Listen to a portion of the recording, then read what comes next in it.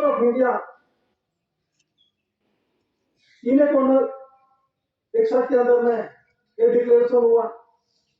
और 8/69 के अंदर में विश्व डिक्लेरेशन किया और विश्व डिक्लेरेशन के अंदर में ये जो अपने देश के अंदर में 4/69 के अंदर में 1,00,000 copy government printing press new Delhi PP उसी आधार से पूरा देश के अंदर में हर एक ऑफिस के अंदर में टेबल है, टेबल पे और रूलिंग विभाग के अंदर में अमल अमली के वास्ते सभी को भेज दिया और 8/69 के अंदर में न्यूज़पेपर के अंदर में 100 न्यूज़पेपर के अंदर में इससे पूरा देश के अंदर में हर एक सामाजिक भाग जो पढ़ते हैं न्यूज़पेपर आता है उसमें यह डिक्लेरेशन हुआ है और रेडियो और टेलीविजन के अंदर में एक प्रसिद्धि है तो विश्व प्रसिद्धि 9/61 8/69 9/61 के गवर्नमेंट ऑफ इंडिया जो प्रसिद्धि है ये यूनो ने डिक्लेरेशन किया है तो 9/61 के अंदर में अंग्रेज समय का शासन था जो प्रसिद्धि के पहले की बात है तो 9/61 के अंदर में दादा ने अंग्रेज समय के शासन के अंदर में पूछा था who is government of India Bharat सरकार कौन है गवर्नमेंट ऑफ इंडिया कौन है तो उस समय के अंदर में अंग्रेज का शासन था जो उसकी सजा भी बहुत चोरी करे तो उसे काट डालते थे हाथ काट डालते थे तो उस समय के अंदर में जाकर ऐसा पूछने वाले अंग्रेज के सामने ऐसा पूछने वाला एक ही वीर पुरुष था तो दिव्यवंदन है जगवंदनिया महान विभूति तो उस समय के जो झाड़ के वृक्ष के साथ बांध के उसे खीरा ठोक देते थे उस समय के अंदर में इतना अंग्रेज का ताबा था शासन था क्रूर उस समय दादा ने पूछा था कि who is government of India Bharat सरकार कौन है तो उसमें भी लगा कि पूछने वाला कोई सामान्य नहीं होगा ये पूछने वाला कोई सामान्य व्यक्ति नहीं होगा वो जानता होगा और प्रूफ कर सकते होगा इसीलिए उसके साथ दादा के साथ कुछ कार्यवाही नहीं की लेकिन 9/61 के अंदर में ये जो प्रसिद्धि के अंदर में यहाँ का भी एक घाटा सम्मेलन का एरिया विस्तार के अंदर में जब यहाँ दादा आए थे दादा के साथ जो दो वड़ील थे एक घाटा का भी था एक रतन्य का था वो वड़ील के साथ यहाँ घूमने के लिए आए घूमने दादा का दादा काम हो तो यहाँ आके अपने जो बहू होती है वो पूछती है सासू को ये कौन जा रहा है यहाँ से कौन है ये तो सासू बोली ये पूरा ये दुनिया हिला रहा है वो सरकार जा रहा है सासू ने ऐसा जवाब दिया कि पूरा दुनिया हिला रहा है वो सरकार जा रहा है इसी आधार से प्रगत प्रसिद्धि की बात है और गवर्नमेंट ऑफ इंडिया भारत सरकार 9/61 के अंदर में नेचुरली के बाबत में परसेप्टिबल एविडेंस के रूप में यूनो के अंदर में ठहराव करके वहां से डिक्लेरेशन हो गया और ये जो 7 जनवरी 1969 के अंदर में आरती के मुख्य रूप पर भी सिक्का लगवाया तो 7 जनवरी 1969 के अंदर में जो है बंकिमोहन पैलेस प्राइवेट सेक्रेटरी सही एलिजिबल मतलब सही है सिग्नेचर पहचान नहीं सकती तो ये जो डिक्लेरेशन के अंदर में वो स्टैंप ऐसा नहीं लगवा दिया तो उसके पीछे कुछ डॉक्यूमेंट एविडेंस है और एविडेंस के रूप में दादा ने साबित में पुरवार किया तो समय के अंदर में समाज आते थे सभी समाज को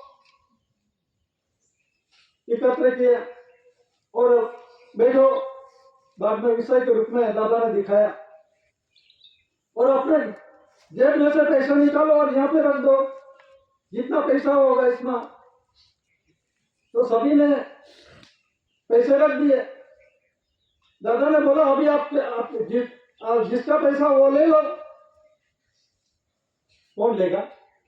क्या प्रूफ है उसका नाम लिखा है क्या जिसका पैसा यहाँ रखा वो ले लो फॉरवर्ड करके, तो ये किसी ने नहीं दिया। तो 19 जनवरी 1969 के अंदर बैंकों का राष्ट्रीयकरण हो गया, बैंकों का राष्ट्रीयकरण हुआ। और उस समय के अंदर वो कॉमनवेल्थ कॉन्फ्रेंस के अंदर में रिजर्व बैंक ऑफ इंडिया के साथ अकॉर्डिंग करेंसी, पुरुष की करेंसी, बाई की करेंसी,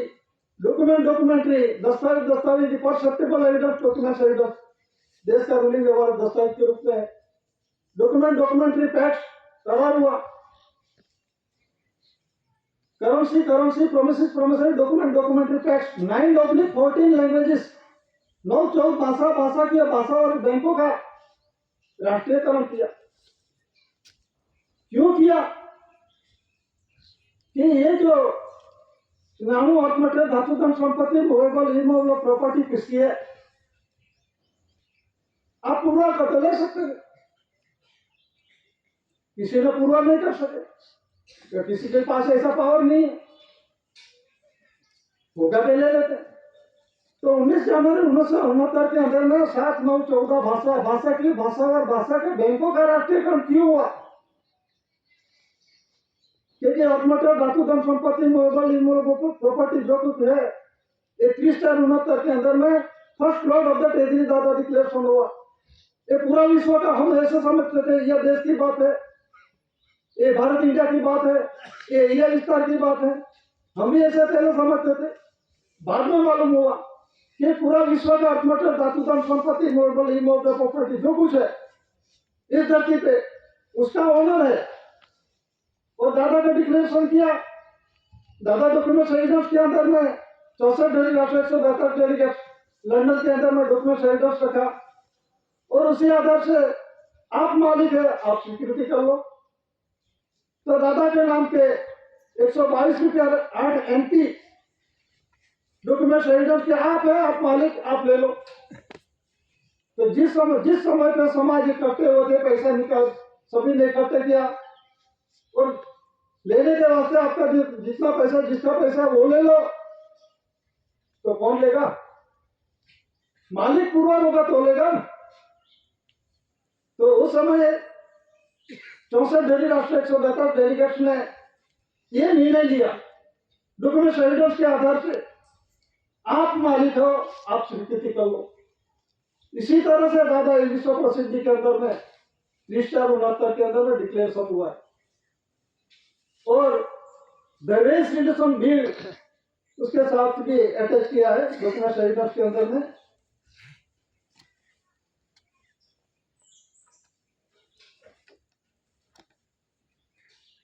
ये जो 122.8 MP के अंदर में डॉक्यूमेंट एविडेंस में है, ऑटोमेटेड धातु धन संपत्ति मूवेबल इमूवेबल प्रॉपर्टी जो कुछ है ये पूरा विश्व का, ये धरती पर का, ये इसका ओनर है। तो अभी हम बोलते हैं गवर्नमेंट ऑफ इंडिया, भारत सरकार का टैक्स मेरा जो कुछ है ये सरकार का टैक्स है, जो कुछ है दंड सजा जो भी करते थे सरकार का है। तो सरकार के अकाउंट के अंदर में, खाते के अंदर में जमा करना चाहिए, तो सरकार की भरना के नाम पे भरना पावती देना चाहिए। तो भरना पावती कौन देगा? कागज में लिख के देगा?